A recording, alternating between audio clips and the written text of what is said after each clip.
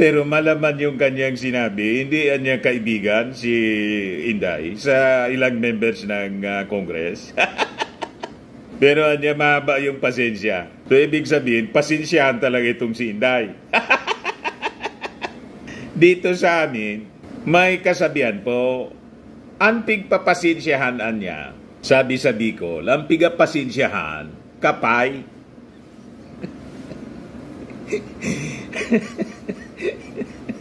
Ano niya yun, Mr. Maravillas? Sabi dito sa amin, ang dapat pinagpapasensyahan, yung baliw. Kasi hindi nasa tamang pag-iisip. Di dapat tayo na nasa tamang pag-iisip. Yan ang matandang kasabihan dito sa amin. Tayo na nasa tamang pag-iisip. Dapat pinapasensyahan yung kulang sa pag-iisip. Kaya yan ang famous saying, old saying dito sa Bicol. Ang pigpapasensyahan, kapay, bua.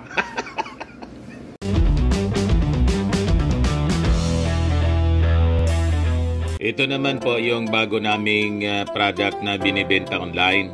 iGlow Serum, whitening po siya. Tingnan ninyo yung epekto sa aking anak na architect before and now. Yung mga inquiries po ninyo, dumiretso na lang kayo sa kanyang Facebook account, Riz Maravillas. Nag-react na mga kababayan si Senate President Chis Escudero sa naging behavior po ni Inday sa hearing ng kanyang budget sa Congress. Tila niya si Inday hindi man isang kaibigan.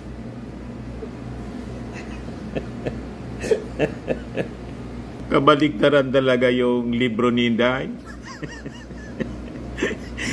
Hindi isang kaibigan, mga kababayan. Ito, sabi dito sa Impact Leadership, hindi isang kaibigan. Senate President Chis Escudero noted that Vice President Sara Duterte appeared unaccustomed to being questioned and not immediately agreed with during the recent House Committee on Appropriations briefing on the proposed 2025 budget of the Office of the Vice President or OVP. Yan nga yung sinasabi natin palagi na I think si Inday po unfit na humawak ng anumang posisyon sa gobyerno. Nasanay siya doon sa kanila, sa Davao, na hindi tinatanong, approve lang ng approve. Sabi ng ating mga congressmen, hindi man na niya tayo, we are a republic, sabi ni Congressman Congon. Hindi tayo anya isang karian na may hari, may rayna. We don't have king, we don't have queen. We are a republic. Ayaw nang tinatanong, uminit na.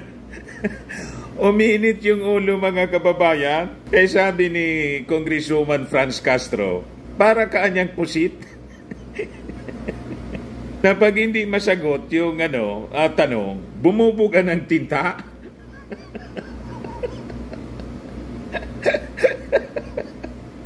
Ganon mga kababayan. Kaya sabi rito ni Chis Escudero, hindi niya isang kaibigan.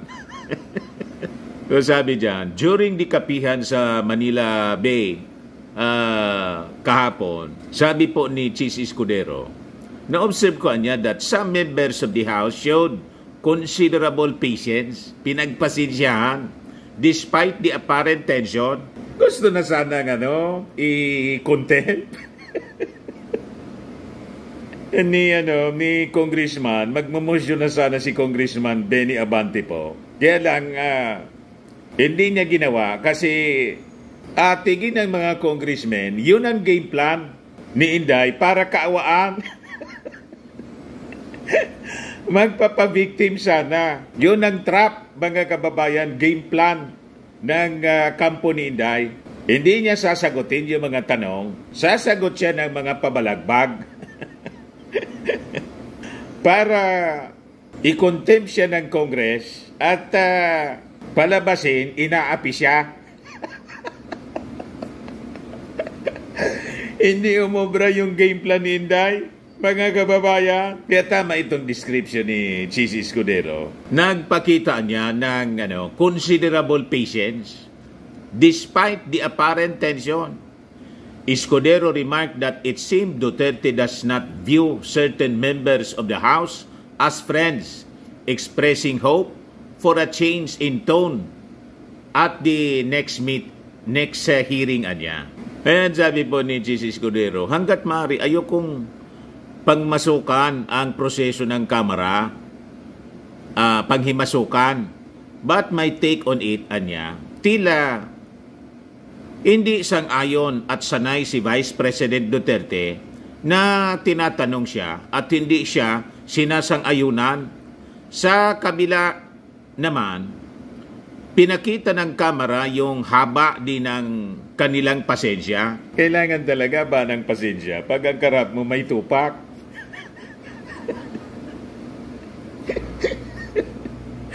O, diba? Pag hindi mo, inabaan ng pasensya, magiging ka-level kayo niyan.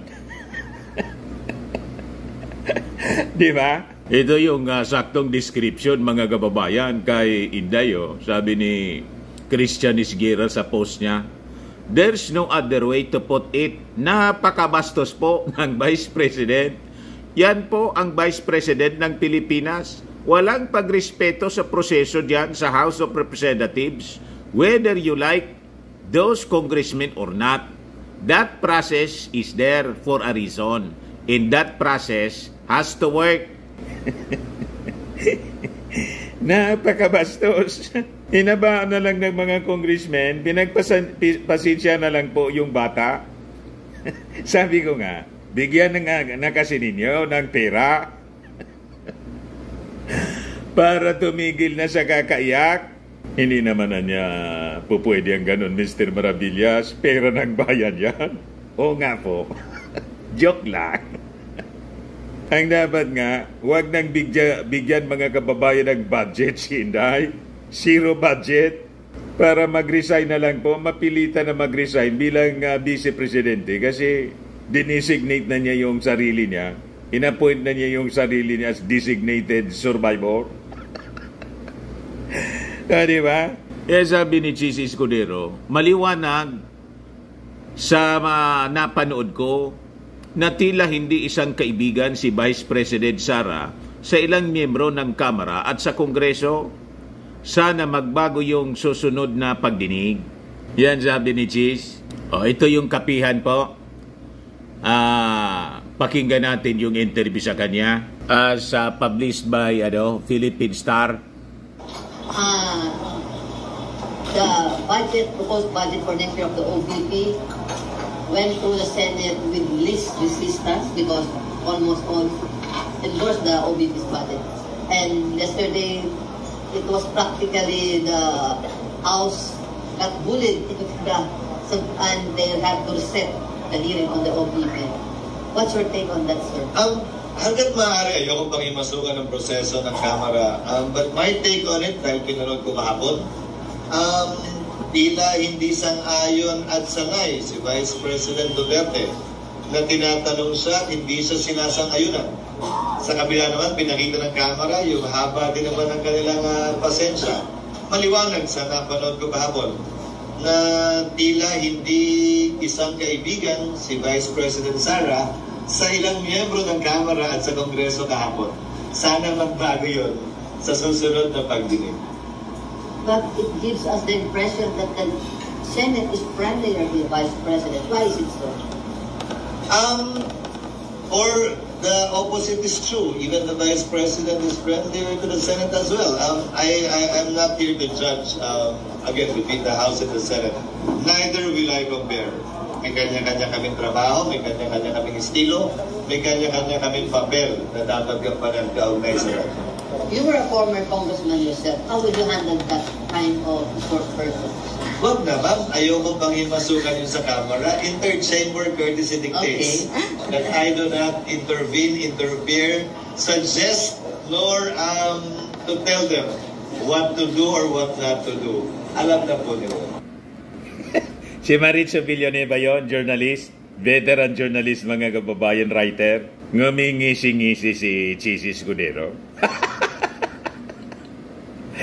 Pero malaman yung kanyang sinabi, hindi niya kaibigan si Inday sa ilang members ng Congress. Pero niya mahaba yung pasensya. So ibig sabihin, pasensyahan talaga itong si Inday. Dito sa amin, may kasabihan po, ang pigpapasensyahan niya, sabi sa Bicol, ang pigapasensyahan, kapay.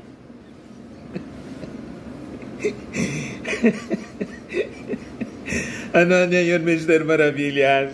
Sabi dito sa amin, ang dapat pinagpapasensyahan, yung baliw.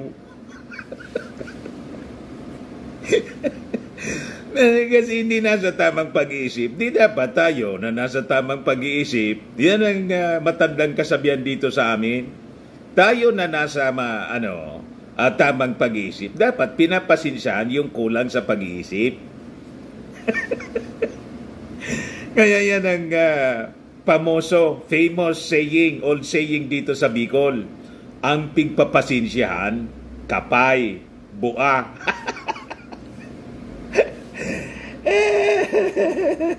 Ngayon, buti pa si Defense Secretary Gibo Teodoro, sumalang na rin siya yung kanyang departamento sa pag-scrutiny ng Congress yung kanyang budget kahit kaarap po yung mga kalaban ng gobyerno. Na mga congressmen, relax na relax, ganito yung dapat pagsasagot ng isang matinong public official. May decorum. Ethics, professional ethics, and decorum. May mga kalaban ng gobyerno na nagtatrabaho sa gobyerno. Di ba? Paano may mga party list representative tayong mga ganyan, binigyan din ng karapatan na umupo sa Congress. Irespeto natin. Pakinggan natin yung pagtatanong ni Arlene Brosas. Hindi po ito mag-entail ng construction of additional EDCA sites or EDCA bases? No, Your Honor. This does not entail the additional EDCA sites because we are sticking to the 9 EDCA facilities, but it entails perhaps interoperable measures to address China's creative and varied tactics on a defense-to-defense level. Now, there are other ways that China does what is supposedly, what we know is illegal, but illegally, for example, the use of maritime militias, CCG vessels, which are actually naval vessels. So, this kind of an environment is an environment where we cannot work within set parameters. We have to work with our allies and partners to address an evolving threat. Thank you, Madam Chair. Thank you, Mr. Chair.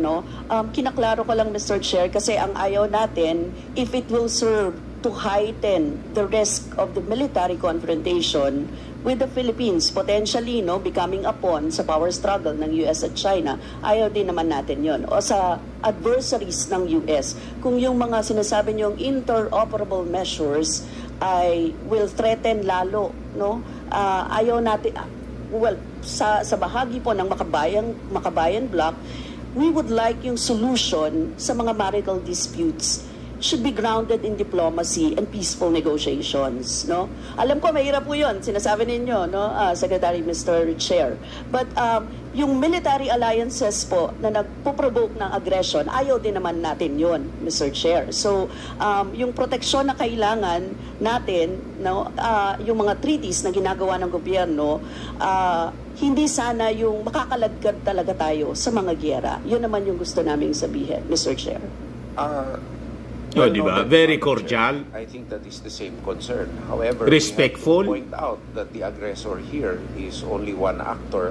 That's why I said China is the greatest disruptor of peace in the West Philippines. So relax po si Gibo. Claiming areas which is well beyond their jurisdiction. For example, the Sabina shoal, which is only 60 nautical miles. Yan ang away matalino. from Palawan. Yung pagkakaladkad po sa atin sa gera,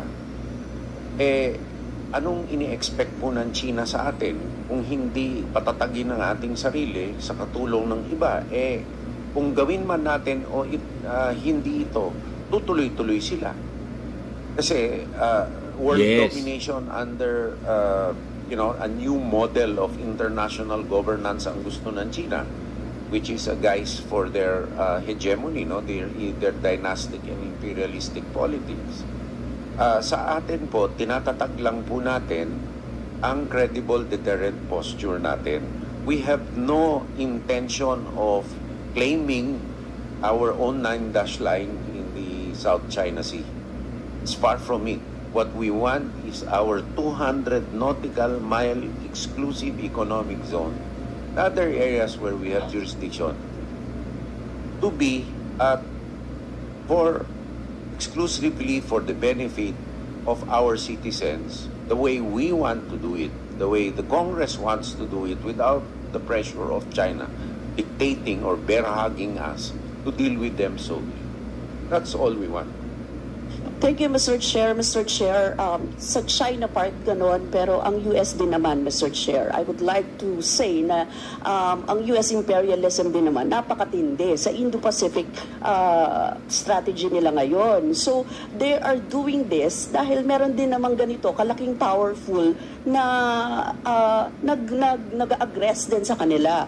So, Mr. Chair, I would like to go to my second question para medyo matilad-tilad natin. Kasi this is in relation din dito. Mr. Chair, yung Article 7, number 1 ng Defense Cooperation Agreement sa pagitan ng US at Pilipinas, hahayaan ng Pilipinas ang US na gumamit ng tubig, elektrisidad at iba pang public utilities on terms and conditions. Ibig sabihin, Pilipinas po ba ang magbabayad nito? Magkano po ang ginagastos ng gobyerno natin sa maintenance ng EDCA sites kasama yung tubig, kuryente at iba pang utilities mula po 2016 hanggang 2024? All obligations incurred will be paid for by the US side for utilities and other expenses in EDCA sites. Wala po tayong babayaran? Wala tayong... Yung Philippine sites lang po, yung Philippine portion po, tayo nagbabayad. So sa Philippine portion, for example, kasi since March 19, 2016, meron ng ilang 5 EDCA sites, di ba? Tapos may bago. So lahat yon tayo yung meron tayong portion. Meron so sa po. portion natin, magkano po yung sa atin? Well, for example po, Basa Air Base, yung portion ho ng 5th Fighter Wing at saka 355th Engineering Air Engineering Wing, tayo po gumagamit sa Camp Melchor de la Cruz in Gamo, yung 5th Infantry Division portion ho, which is a bigger portion, tayo ho ang nagbabayad. Sa proposed Lalo Airport, wala pa pong nangyayari doon. And sa Cebu, wala pa pong nangyayari. And sa Lumbia, wala pa pong nangyayari ngayon except for the Philippine Air Force portion po. Mr. Chair, I would like to know specifically where in the line item kinuha yung mga funds para dito. Sa MOE po natin. MOE. Opo. At saka sa capital outlay kung may facilities po. Mr. Chair, meron kasi dito yung TICAS, di ba? Yung 5.01 million. May iba pa bang pinagkukunan bukod dito? Wala na po. Wala. Yung sa MOE lang. Pero may specific po kayong report kung saan magkano sa MOE? Opo. Nasa liquidation po nila yon after ng mga services, because the ones supporting the facilities are the major services ho. So nasa kanila pong mga reports po yon. Tinanong ko na rin po to dati, yung tubig, kuryente, pagkain, yun yung mga nakalagay doon. So sa part ng Philippines, sa mga bases na ito, meron kayong ganon. Tapos sa reporting po, sa liquidation report, meron kayong, Mr. Chair, can we have a liquidation report ng DND kaugnay dito? dun sa utilization ng MOE, weekend ho, tapos na naman po yung liquidation for last year. Ang ginawa pa ho natin, dahil ang DND mismo ay kumakarga sa kuryente ng AFP noong araw, pinahiwalayan na namin ang Metro, pati OCD. Thank you, Mr. Chair. Siguro yung mga specifically na lang doon sa Antonio Bautista Air Base, sa Pasay Air Base, Benito Abuen, Fort Magsaysay, ito po yung mga EDCA sites, Lumbia, tapos yung bago, Naval Base Camilo Osias, Camp Melchor, Balabac Island, Lalo. Sabi nyo, wala pa naman sa Lalo. Diba? So, meron pa po bang bagong EDCA sites? No, there are only 9, Your Honor.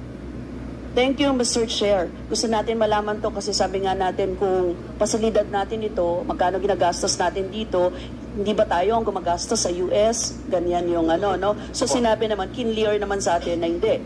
US ang siyang ano. Although we can't go anywhere doon sa kanilang ano. We can. Kung merong pagpayag, right? Hindi ho. May security vetting ang DND sa So lahat. Filipinos can go inside yes, the EDCA yes. sites? Because Okay. those are joint sites. So kapag pumunta po ako doon, pwede ko you have makita? to have the proper security vetting. Okay. May operational security procedures po kami. So sa standard procedure, pag ginawa natin na yun, makakapasok tayo. Ganun. Kung security vetted ho, hindi po lahat. Kahit sa DND ho, may security classifications at vetting mo kami. Okay. So pwede ka ma-deny. Ganun. Pwede ho. Oh. Pwede ho. Yeah. And anyway, thank you, Mr. Chair. Yung next ko pong tanong, ito po yung announcement noong July 30, 2024. Yung US magbibigay ng $500 million para sa defense at deterrence capabilities ng bansa. Magbibigay rin ng US ng $128 million para doble ng investment sa mga military bases na pwedeng i-access ng American troops. Gagamitin daw ito sa important infrastructure projects at 36 projects sa EDCA sites. Maaari niyo po bang detalyehin anong mga programa ang popondohan ng $500 million tapos yung $128 million, ano yung sinasabing 36 projects na balak ng gobyerno ng US? Briefly po, yung 500 million na ibibigay nila ay patay sa ating security sector assistance roadmap kasi sila po ang magpupondo. So, firstly po, those will go to command and control, sustainment, and cyber. Then thirdly, on land, sea, and air capabilities and domain awareness. That's a 5-year program. So meron na po kayong listahan ng 36 projects na ito? Or more pa ito? 36 projects po ay projects sa EDCA sites. Sa EDCA sites. Sa EDCA sites. In the 9 EDCA sites for enhancement of the facilities of the sites nila. But in the 500 million, there's a security sector assistance roadmap. And there will be capabilities that will be subject to strict operational security requirements that is required by any country. Mr. Chair, itong 36 projects na ito, can we have documents regarding this sa mga projects na ito?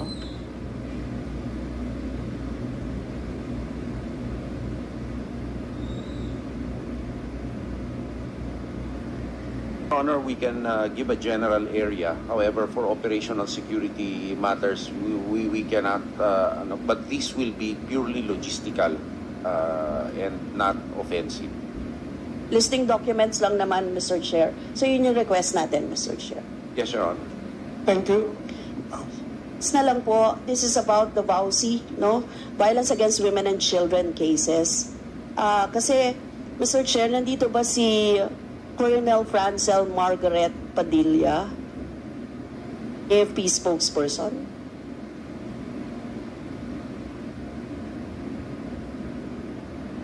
So, makita ninyo ang matinong sekretary. Ganon, mga kababayan, ang dapat pagsagot. Malinaw at walang tensyon. Kahit yung nagtatanong po, hindi kakampi ng gobyerno, pero nasa gobyerno. O, di ba? Pero mahusay na naipaliwanag ng relax. Walang init ng ulo.